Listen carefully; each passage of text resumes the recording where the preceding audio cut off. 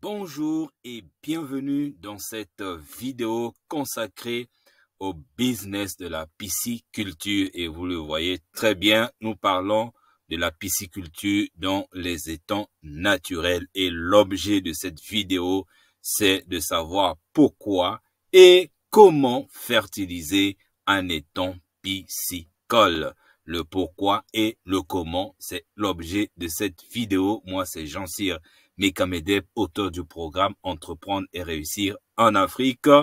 Et si vous voulez me contacter, n'oubliez pas, ou si vous voulez être averti et recevoir des vidéos de qualité, n'oubliez pas de vous abonner sur cette chaîne en appuyant sur le bouton s'abonner qui est juste en bas de cette vidéo. Et je vous dis déjà que dans la description de la vidéo, vous avez toutes les formations, que ce soit sur la pisciculture et d'autres. On va y revenir au fur et à mesure que nous allons avancer dans cette vidéo. Alors, nous allons commencer par cette introduction.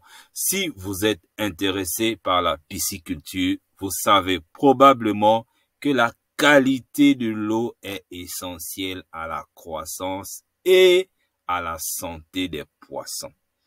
Et vous êtes aussi conscient du fait que la fertilisation peut vous aider à améliorer la qualité de l'eau, parce que, on va dire quoi, c'est même le nerf de la guerre en termes de pisciculture. Si vous avez une eau de qualité, vous pouvez déjà vous sentir heureux parce que vous avez déjà plus de 50% de probabilité de gagner gros dans ce business.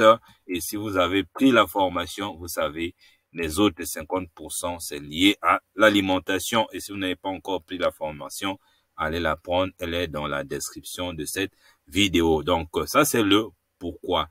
Et pour éviter, pour fertiliser un étang piscicole, alors vous pouvez utiliser deux stratégies ou encore deux systèmes. Peu importe le nom que vous donnez, vous pouvez utiliser les fertilisants organiques et vous pouvez aussi utiliser les fertilisants chimiques. C'est quoi un fertilisant organique et dans quelles conditions on l'utilise? C'est quoi un fertilisant chimique et dans quelles conditions on l'utilise? C'est ce que vous allez découvrir maintenant. Alors, les fertilisants organiques, ce sont les déchets. Ça peut être les déchets de poissons. Ça peut être les fumiers de volailles et surtout le copeau ou encore on appelle ça la litière venant de l'élevage des poules pondeuses surtout. Voilà. Donc ça peut être les fumiers de volailles, ça peut être les feuilles mortes qui fournissent les nutriments essentiels à la croissance des algues et des plantes aquatiques qui se trouvent effectivement dans votre étang piscicole et qui à leur tour fournissent une nourriture naturelle aux poissons. Donc ce ne sont pas les fertilisants. Les poissons ne consomment pas les fertilisants, mais les poissons consomment les algues qui ont été produites ou encore des plantes aquatiques qui ont été produites par les fertilisants. Je crois que je suis en train d'expliquer ça très clairement de façon que même un enfant de l'école primaire peut comprendre ce que je suis en train de dire. C'est ça, et c'est là que ça devient intéressant parce qu'à ce moment-là, vous allez fournir une alimentation naturelle et supplémentaire, je dirais, à vos poissons, ce qui va grandement leur apporter de l'énergie et va leur aider de croître naturellement et normalement, et je dirais même efficacement. Alors, une fois que vous avez compris ce que c'est que les fertilisants organiques et leur rôle, passons maintenant aux fertilisants chimiques.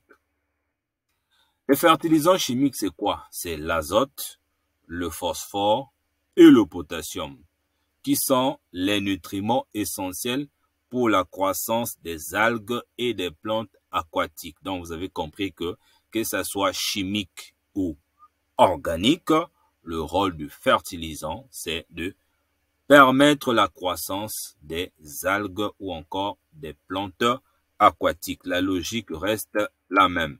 Ces nutriments peuvent être ajoutés à l'étang sous forme de fertilisants chimiques pour stimuler la croissance des algues et des plantes aquatiques qui, à leur tour, fournissent une nourriture naturelle aux poissons. Donc, la seule différence, c'est que d'un côté, c'est de la chimie et nous allons voir, je vais vous donner des précautions à prendre tout à l'heure parce que qui dit chimie dit aussi effet secondaire, vous avez déjà compris. Donc, leur rôle reste le même, celui de stimuler, de permettre la croissance des algues ou des plantes aquatiques pour permettre à ce que les poissons puissent les consommer. Maintenant, au niveau de la matière première, d'un côté, vous utilisez le fumier et de l'autre côté, vous utilisez un produit chimique. Alors, c'est pour ça qu'on dit cependant, il est important de noter que l'utilisation des fertilisants chimiques doit être effectuée avec précaution. Je dirais même avec beaucoup de précaution. Et comment est-ce que vous allez faire pour le faire avec beaucoup de précaution?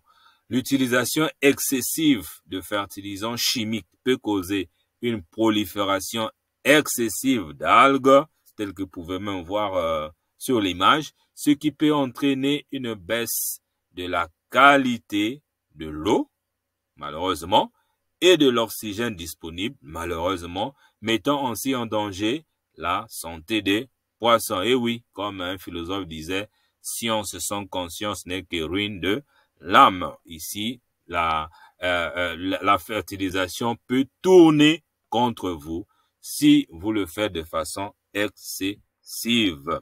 C'est la raison pour laquelle, avant d'utiliser un fertilisant chimique, il est recommandé de faire des tests de l'eau pour déterminer le niveau actuel des nutriments et de l'oxygène dans votre étang. Si vous mettez parce qu'il faut mettre, alors que votre étang n'a pas besoin d'un supplément d'oxygène, alors vous allez gaspiller votre activité au lieu de l'améliorer. C'est pour ça que le penchant, c'est souvent vers les fertilisants organiques. Mais si vous pouvez également consulter un expert en pisciculture pour vous aider à déterminer la quantité de fertilisants à utiliser en fonction de la taille de votre étang et de la quantité de poissons que vous élevez à ce moment-là, vous allez réduire le risque de prolifération anarchique. Donc, contactez un expert si vous en avez dans votre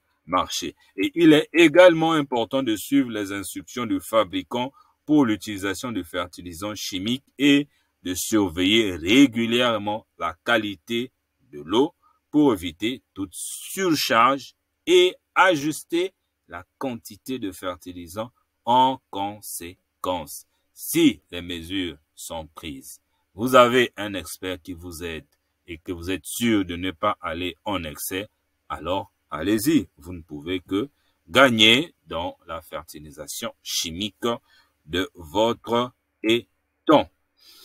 Question importante. Voulez-vous vraiment réussir dans la pisciculture en Afrique? Si la réponse est oui, alors inscrivez-vous dès maintenant à notre formation sur comment lancer une ferme de pisciculture dans les étangs qui rapportent gros.